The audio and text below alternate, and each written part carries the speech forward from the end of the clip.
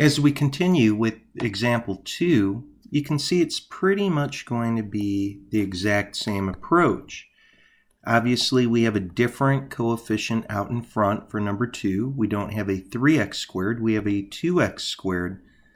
But I'll tell you the truth, it really won't matter as much here. We'll have 2x squared minus 21x and then plus 10.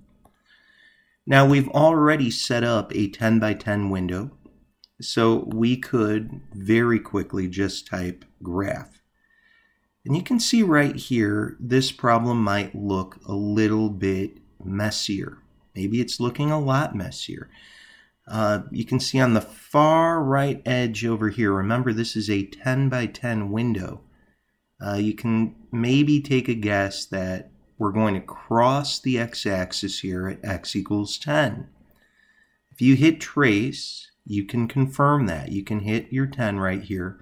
Sure enough, because y is equal to 0, as you can see I'm running my cursor over on the calculator screen, that indicates that we're good. This is the location. You can see that little cursor flashing right there on the screen. So x does equal 10.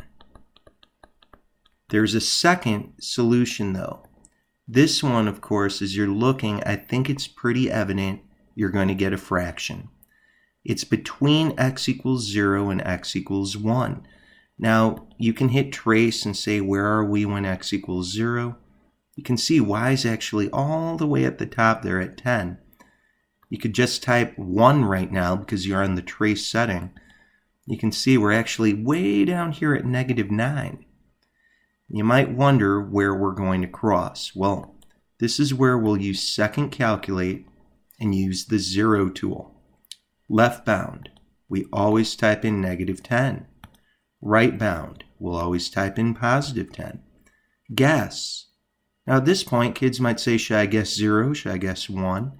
It's totally up to you. I'm going to guess 0. You can see that we're going to get 0.5. Now again, 0.5 I think is a number that we all know is 1/2.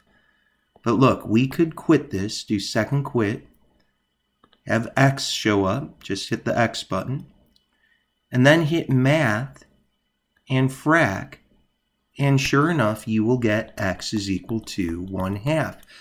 We now have our two answers that we're looking for.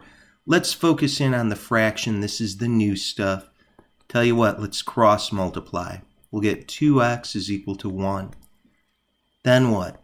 Let's minus a 1 from both sides. And we'll get 2x minus 1 is equal to 0. Here we can minus a 10 from both sides. We'll get x minus 10 is equal to 0. What are we really left with? Well, you can hopefully see we're going to have these two binomials, the 2x minus 1 and the x minus 10, that's what gets multiplied together. That's your final answer. You could definitely multiply that out if you'd like to check it.